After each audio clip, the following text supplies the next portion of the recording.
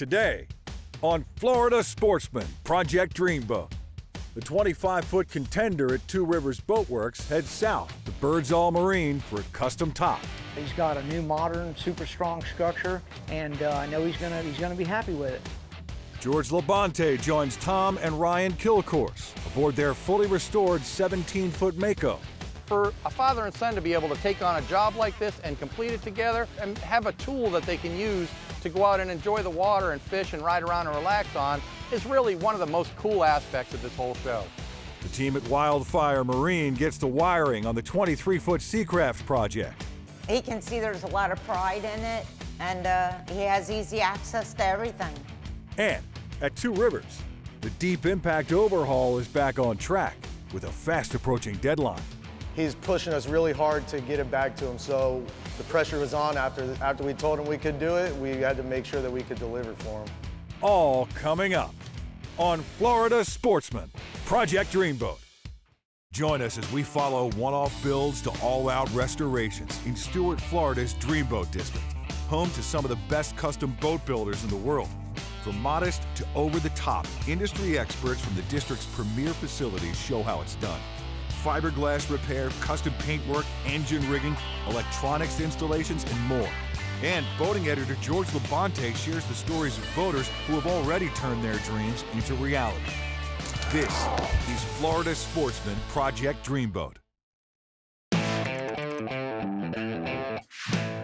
So over at Two Rivers Boatworks, the 25 Contenders really coming along nicely. We wasted no time. We got the boat over to the fiberglass and paint department, and the guys got stuck into the boat, getting the T-top off, the frame off, the console off, and then we started the tedious job of cutting the floors up and getting to the fuel tanks.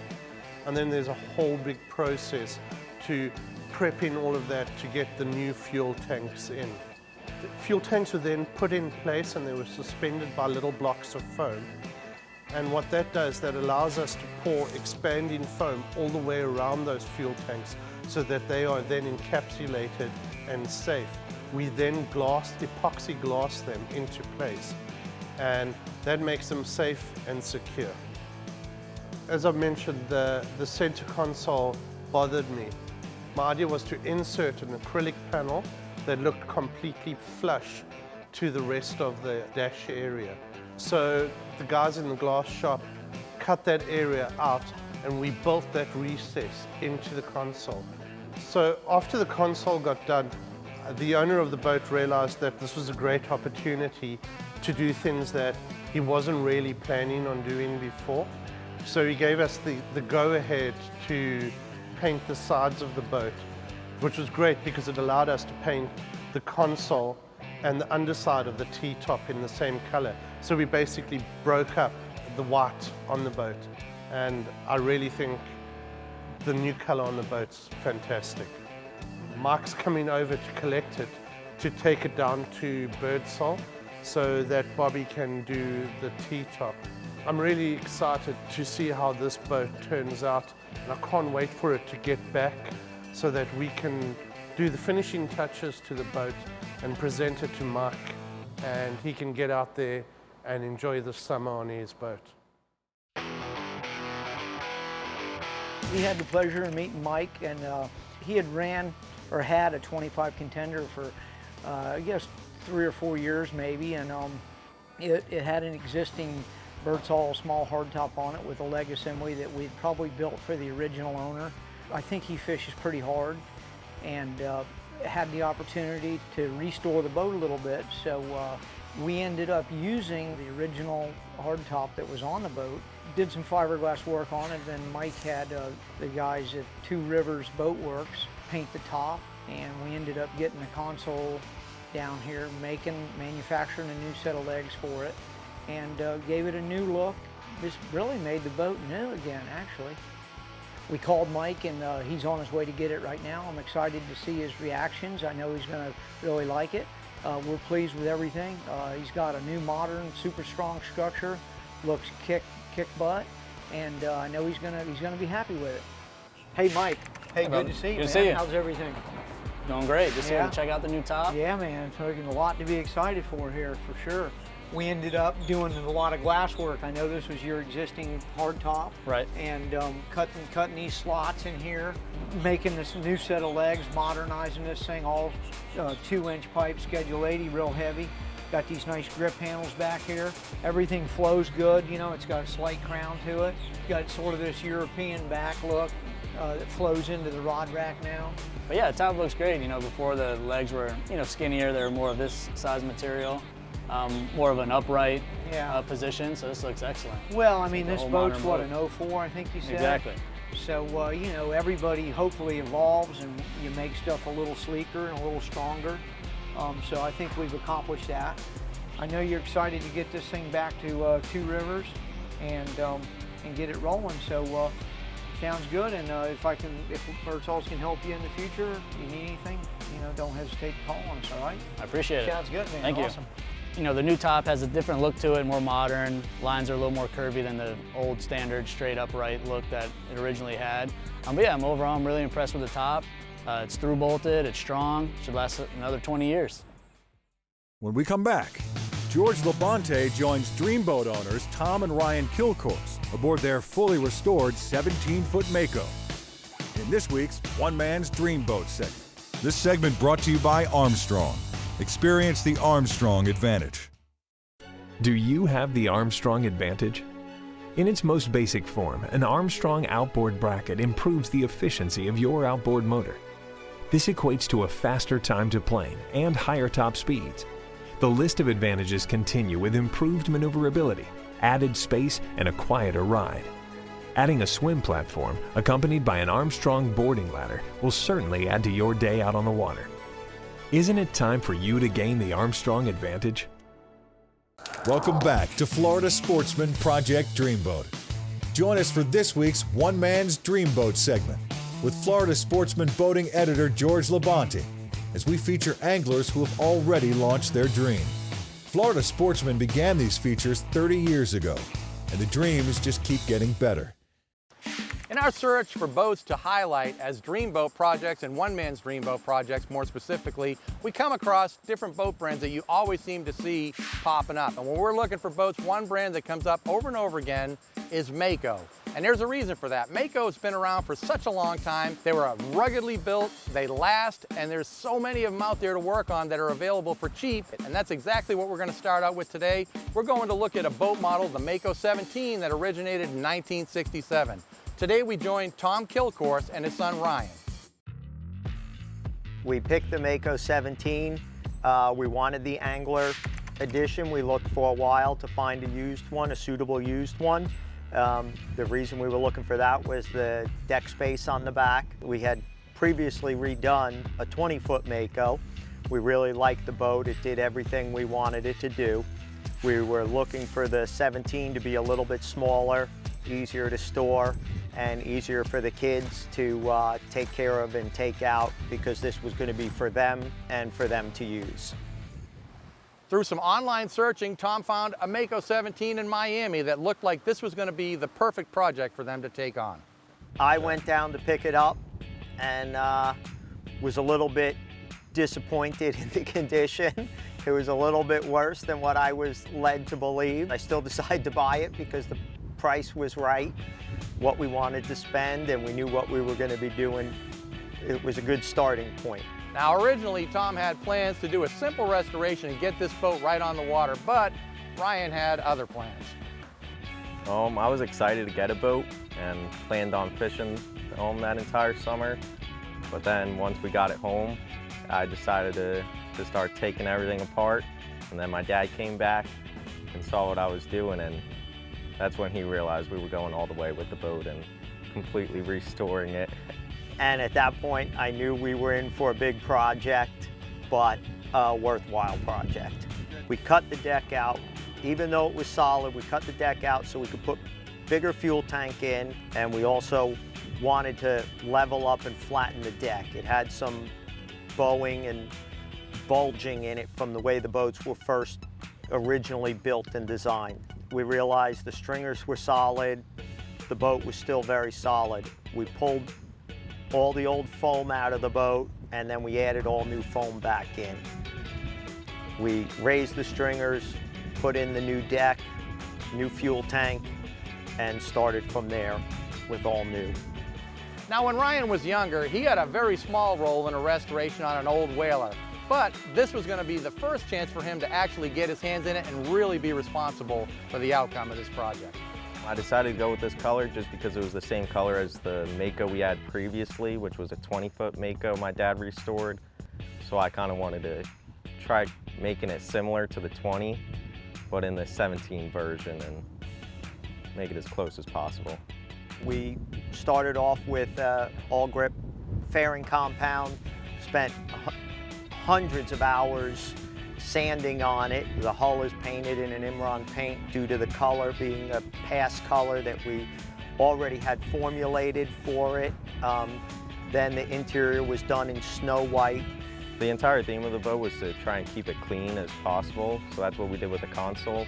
And for the rest boat, we got rid of all the rear cleats and decided to keep a pop-up cleat in the front, as well as the navigation lights in the front. We used the Taco Marine rub rail navigation lights, and they're barely noticeable and really bright. I knew with this project and my kids using the boat, and my son using the boat by himself, that I wanted to have something that was very reliable, so we knew we were going to be purchasing a new outboard for it. We ended up choosing the Suzuki. We were very happy with the performance of the boat. The top speed we've been able to get out of the boat is 53 miles an hour with 3 people on board. So the faster than the boat should go. It wasn't that fun to be rebuilding it, but I knew it would be worth it in the end. And it took a lot of long hours and long days just to get it done, but it was worth it in the end. The more traditional skiff design of the old 17 Mako is really conducive to use in the Stewart area. Rather than the flats boat that are mostly decked over that you see nowadays, for this kind of inshore and offshore fishing in Stewart, the open design of this boat and the amount of room for a 17-footer is remarkable. Now, one of the recurring themes that we always like to see when we find these projects over the years is the fact that boat projects like this really bring families together. And for a father and son to be able to take on a job like this and complete it together, and then take that boat into the future and have a tool that they can use to go out and enjoy the water and fish and ride around and relax on, is really one of the most cool aspects of this whole show. After an initial investment of $1,500 and spending $13,000 on repairs and custom modifications, the cost of Tom and Ryan's Dreamboat comes to a total of $14,500. When we return, the team at Wildfire Marine nears the final stages on the 23-foot Seacraft project. This segment brought to you by Fiberglass Coatings, the largest selection of fiberglass materials in the United States. FGCI is a leading supplier of composite materials, family-owned for over 60 years and headquartered right here in Florida. We have the materials and technical expertise to service manufacturers, repair professionals, and DIYers alike. Our gel coat color matching is a favorite of seasoned professionals and weekend warriors. Access our online store at fgci.com, call to speak with a product specialist, or visit our stores in Fort Lauderdale or St. Petersburg. FGCI is your partner on boat projects big and small. Welcome back to Florida Sportsman, Project Dreamboat.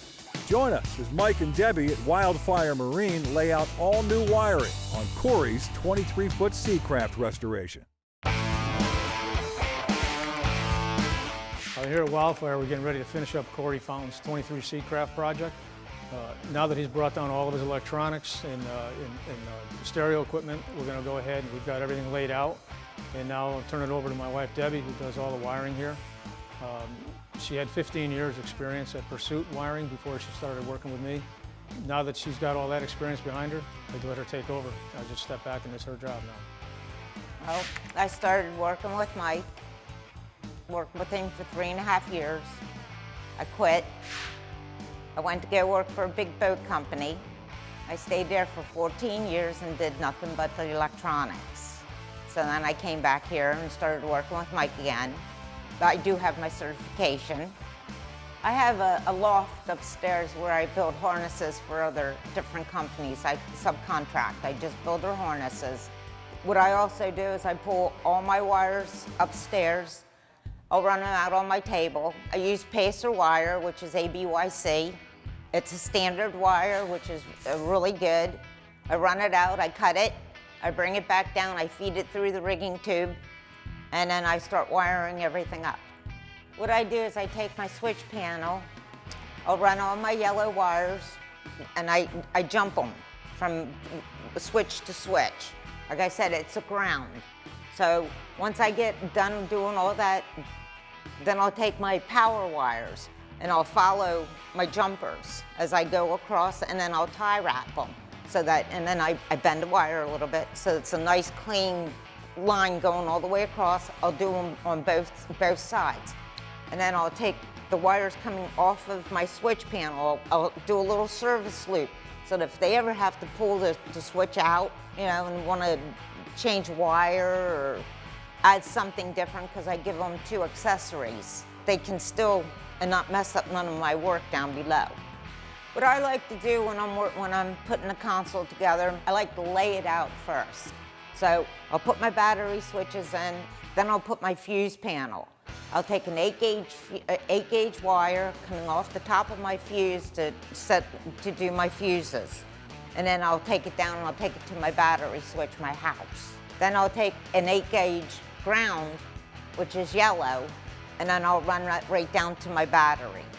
Well, when I take my wires and my grounds, I like to make sure that when they come up, they're in a nice, neat little pile. I separate my grounds from my powers.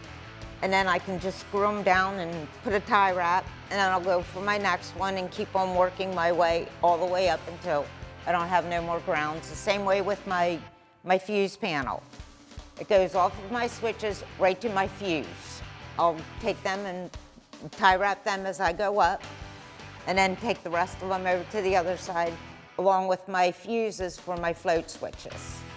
These are automatics. Once the wire goes into the fuse, the other wire will come out and it will go right to my battery switch. This way it's always hot. So this way, if you're not on your boat and it starts pouring down rain, instead of not having anything happen, the floats will automatically kick over, pump the water out. I really liked the way it turned out. He can see there's a lot of pride in it, and he has easy access to everything. She ran an awful lot of material in a small space, and you will never find a neater job than that, and everything is done right. So now that we finished up the wiring on Corey's 23 Seacraft, we're getting ready to send the boat over to Dave at Coastal Marine. They're in the district right here, they're only a street away. We can't wait to get it back after we get the motors on it and see how this boat runs. When we return, the experts at Two Rivers Boatworks put in overtime to finalize the deep impact overhaul. This segment brought to you by Yamaha. Reliability starts here. An entirely new species of extreme predator is moving offshore. The Yamaha 5.6-liter V8 XTO offshore outboard. Extreme big block thrust and power in the industry's first direct injection 4-stroke. Quiet, efficient, powerful, and proven Yamaha reliability. More than an outboard, it's a fully integrated power system. The all-new Yamaha V8 XTO offshore. Welcome back to Florida Sportsman, Project Dreamboat. Join us as the Two Rivers crew readies the deep impact for its long-awaited sea trial. So last season at Two Rivers Boatworks, you would have seen that we got a deep impact in that had stuff stolen off of it, and it had been badly vandalized. So what happened is they stole the motors off the boat, and they stole a whole lot of the electrical equipment, a whole lot of the sound equipment. So when we got the boat, it was in a pretty poor shape. We started work on the boat, getting some of the paint work done. We rebuilt the dash, repainted it. We hung brand new Mercury Quad 400s on the boat, and we put all new instruments in. But we kind of hit a little bit of a snag. The company who was supplying the glass that needed to go on the boat had a problem making it. So we kind of put the deep impact on the back burner while we were waiting for the glass and carried on with some other projects. After all the delays we've had on the deep impact, I'm finally seeing a light at the end of the tunnel. The owner contacted us. He had been able to track down some glass. I'm going to hand over to my general manager, Nate, and he's going to give you the details of what we've done to get the boat to the finish line. There's been quite a few speed bumps up to this point, getting ready to get the glass in. We've had a few people that said they were going to do it, they haven't delivered, so now we've taken the project into our own hands. The owner's ready to get this boat back, so we're going to do whatever we can to be able to get this thing back on the water for him. Before we do any prep or cleaning of the hardtop, we're going to take the glass up there and we're going to dry fit it to make sure that all the pieces are going to fit before we get up there. You know, we just want to double check that when we go up there to install it, everything's going to go nice and smooth. And then from there, we're going to take the glass and we're going to have to prep the glass. There's a special primer that we have to apply to the glass before it can go on. So we'll clean the hardtop, we'll prime the glass, and from there, we'll start putting the glue down that was supplied to us for the installation. So upon dry fitting the glass to the boat, we noticed that there was a slight bow in the middle of the front piece, as well as all the rest of the pieces. So we had to come up with a solution to eliminate that bow once we were ready to install. One of the solution that we came up with was to use ratchet straps and some pieces of wood, you know, on the center points to be able to push down on the bow and get it to bond flat to the shape of the boat. So after we set the glass and we have our ratchet straps and everything in place, we walked away from the boat for 2 days. We want to let that glue sit and we want to be 100% sure that it was bonded before we took our ratchet straps off. This glass was really hard for us to get our hands on. It was pretty expensive and we don't want anything to go wrong. The owner of the boat drives it hard, he drives it fast, so we just wanted to take one extra step of safety to make sure that the glass was going to stay on. We came up with a custom idea to put a couple of bands over top of the boat and the glass together to make sure that that glass is never going to come off no matter what. So after we finally got the glass installed and we were happy with the way that it was, we had a few more small things to wrap up on the boat. We had a giant light bar to put on and we also had some huge speakers to install to satisfy the owner's needs for a sound system. So now the boat's finally ready. We're going to take it out for a sea trial. I'm super excited. I've put a lot of hard work and time into this boat. I'm ready to see this thing go 80 miles an hour. Everybody says that's what it can do. They've all tried it out. I'm ready to find out for myself. So we'll get the owner on the phone, we'll get him down here, and we're going to take him out and see what it does. Next week on Florida Sportsman, Project Dreamboat. The technicians at Coastal Marine rig Corey's 23-foot Seacraft with brand new Suzuki outboards. At Two Rivers, the deep impact is put to the test at full throttle. George LaBonte joins Dave Rogers aboard his 1974 17-foot Mako. And the 25-foot Contender is finalized with some serious bling.